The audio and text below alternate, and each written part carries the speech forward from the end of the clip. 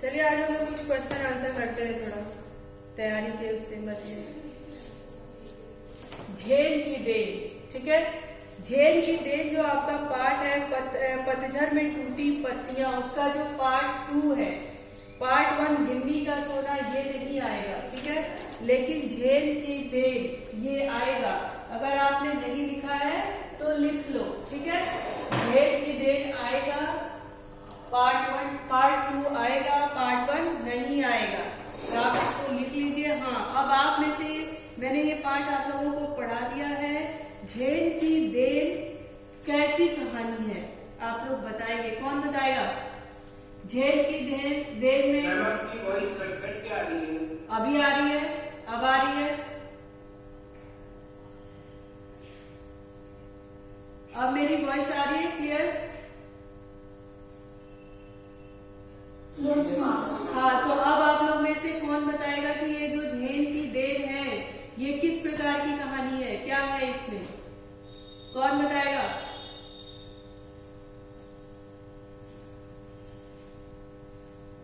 चलिए सात्विक मिश्रा आप बताइए।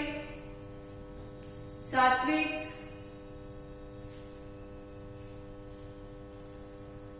आप मुझे सुन पा रहे हो?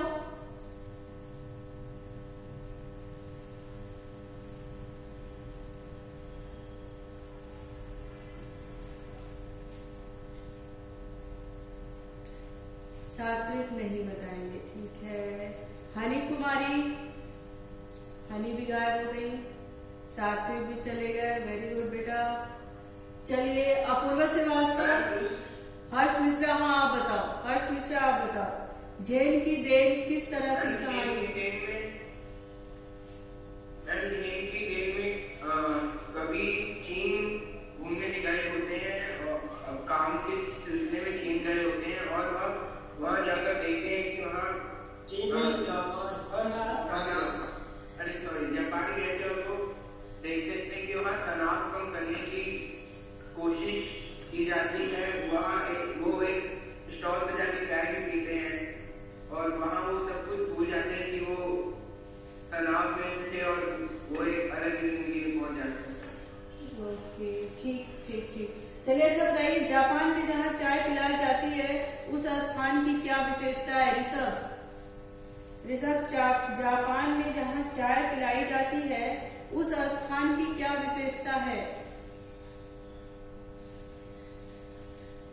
जापान में जहाँ चाय पिलाई जाती है वहाँ की विशेषताएं यह है कि वहाँ पर एक बार में खाली 2 लोग को ही अंदर प्रवेश मिलता है।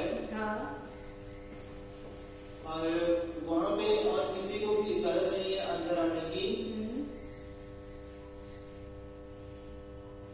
और उसके अंदर उसमें घुसने से पहले मट्टी के बर्तन में अपने हाथ धोए जाते हैं।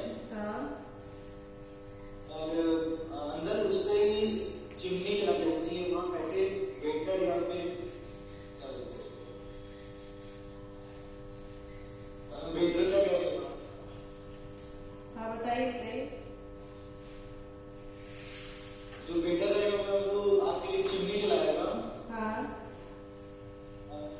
आपके लिए चाय लेके आएगा, इसको टी करनी कहते हैं। हाँ हाँ।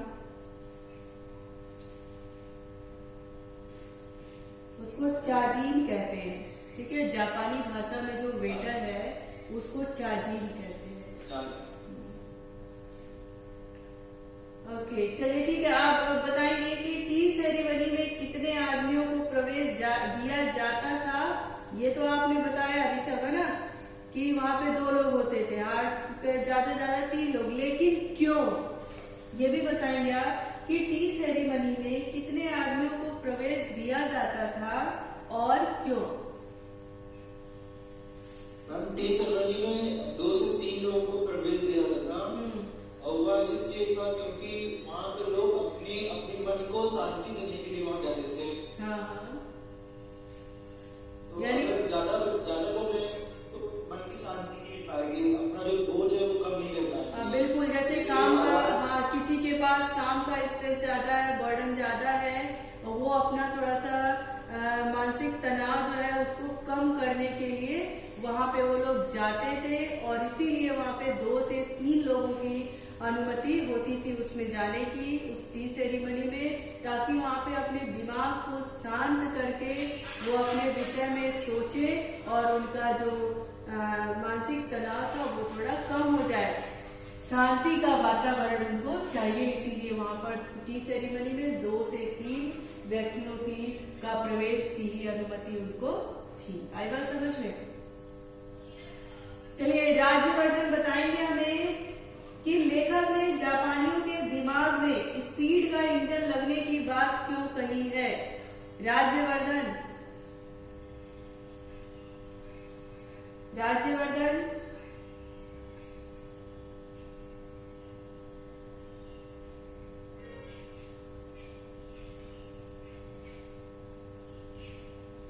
राज्यवर्धन, प्रतीक, सबके उत्तर नहीं है क्या किसी के पास? राज्यवर्धन, हर्ष मिश्रा, प्रतीक। हाँ प्रतीक, आप बताइए, क्वेश्चन है कि लेखक ने जापानियों के दिमाग में स्पीड का इंजन लगने की बात क्यों कही है। चैप्टर कौन सा है? ये चैप्टर है झेन की देन, सबसे आखिरी चैप्टर आपका है। इसका नाम है पतझड़ में टूटी पत्तियां, और इसके लेखक हैं रविंद्र केलेकर। सबसे आखिरी पार्ट है आपका ये। सीमा कुमारी, आप आंसर देना चाहोगी? सीमा? मैम अभी मैंने वो चैप्टर नहीं पढ़ा है मैम, सॉरी। हाँ बेटा, वो मैं समझ रही, इसको पढ़ लेना, ये आपके उसमें है, चैप्टर में है। हाँ ध्यान देना, बस पार्ट 1 नहीं है, गिन्नी का सोना नहीं आएगा, झेन की देन आएगा। ठीक है सीमा कुमारी? सीमा,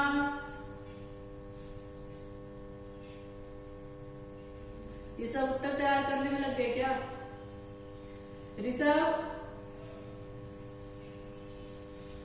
यस सर, तुम ही बता दो। लेखक ने जापान को, हाँ बताओ। हम लेखक ने जापानियों के दिमाग पर इंजन लगाने की बात इसलिए की है क्योंकि वहां पर लोग हमेशा हड़बड़ी में रहते हैं, वह चलते नहीं, दौड़ते हैं, बोलते नहीं, बकते हैं और हमेशा दूसरों से कंपेयर करके ऊपर बढ़ जाते हैं, आगे बढ़ जाते हैं। उनकी जिंदगी बहुत तेज हो गई है, इसीलिए वहां पे लेखक ने कहा है कि उनके दिमाग में, मस्तिष्क पे इंजन लगाना चाहिए, जिससे उनका और तेज हो जाए और उनकी स्पीड क्या हो, बढ़ जाए। दिमाग को इंजन कहा ही है क्योंकि वो उनकी जो जीवन शैली है, जीवन की रफ्तार है, वो बहुत ही तेज है ना। तो इसीलिए लेखक ने कहा कि वहां के लोगों के दिमाग में क्या है, इंजन लगा हुआ है, ऐसा लगता है। ठीक है, चलिए अब दूसरी बात, चाजीन ने कौन सी क्रियाएं गरिमापूर्ण ढंग से पूरी की। चाजीन ने, जो वहां पर चाय पिलाने वाला था, उसने क्या किया, उन 2 व्यक्तियों के साथ किस तरह का व्यवहार किया। तो वही प्रश्न है कि चाजीन ने कौन सी क्रियाएं गरिमापूर्ण ढंग से पूरी की, कौन कौन सी क्रियाएं? ऋषभ आप बताओ। चाजीन ने लोगों को, दोनों लोग के पहुंचने पर खड़े होकर उनका स्वागत किया एवं उनको बैठने का स्थान बताया। आवाज आ रही है? हाँ आ रही आवाज आ रही, बिल्कुल आप बोलो। आवाज आ रही बेटा आपकी, बताइए, आंसर बताइए। चाजीन ने वहां पे दोनों लोग का स्वागत किया और दोनों लोग को बैठने का स्थान बताया। हाँ, और उन्होंने चिमनी पिलाई, एक प्याले में चाय करते हुए, पानी भरते हुए चाय पत्ती डालकर चाय बनाकर उनको दोनों लोग को जाके दिया। दोनों लोग को नहीं, आपने लेखक को दिया। हाँ, लेकर के बात यहाँ पे करेंगे, है ना। चलिए, बहुत बढ़िया। अच्छा, आप बताइए कि लेखक के मित्र ने मानसिक रोग के क्या क्या कारण बताए, आप इन कारणों से कहां तक सहमत हैं। आप एक ही प्रश्न का उत्तर दें कि लेखक के मित्र ने मानसिक रोग के क्या क्या कारण बताए थे। राज्यवर्धन, हर्ष मिश्रा, क्या बात है, ये लोग आंसर देना क्यों नहीं चाहते। हाँ, राज्यवर्धन आंसर करिए। लेखक के मित्र ने मानसिक रोग के क्या क्या कारण बताए थे।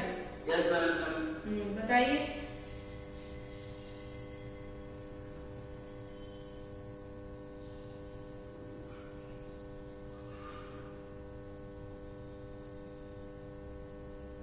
आज नेटवर्क प्रॉब्लम कुछ ज्यादा है क्या।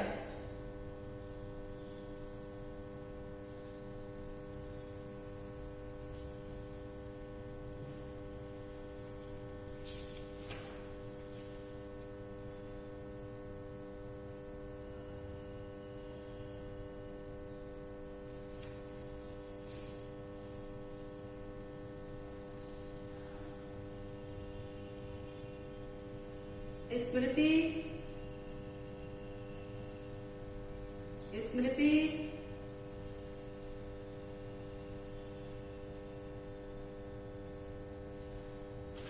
एक बार आप और पार्ट सुन लो आप लोग। अगर आप लोगों को आंसर नहीं आ रहा तो एक बार और इस पार्ट को मैं समझा देती हूँ, आप सभी लोग ध्यान से सुनो उसको।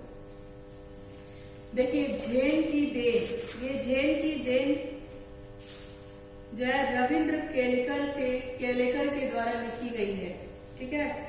जापान में झेन के देन, देखिए अब लेखक क्या लिखते हैं, इसमें लिखते हैं कि जापान में मैंने अपने एक मित्र से पूछा, प्रतीक ध्यान से सुनना, अपने मित्र से पूछा कि यहाँ के लोग को कौन कौन सी बीमारियां अधिक होती हैं। उस प्रश्न का, मेरे पूछे गए प्रश्न का आंसर भी आपको यहाँ पे मिल जाएगा। जापान में मैंने अपने एक मित्र से पूछा कि यहाँ के लोगों को कौन कौन सी बीमारियां अधिक होती हैं।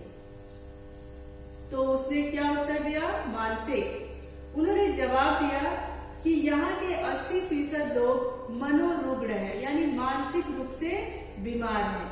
इसकी क्या वजह है। फिर लेखक ने कहा कि इसकी वजह क्या है।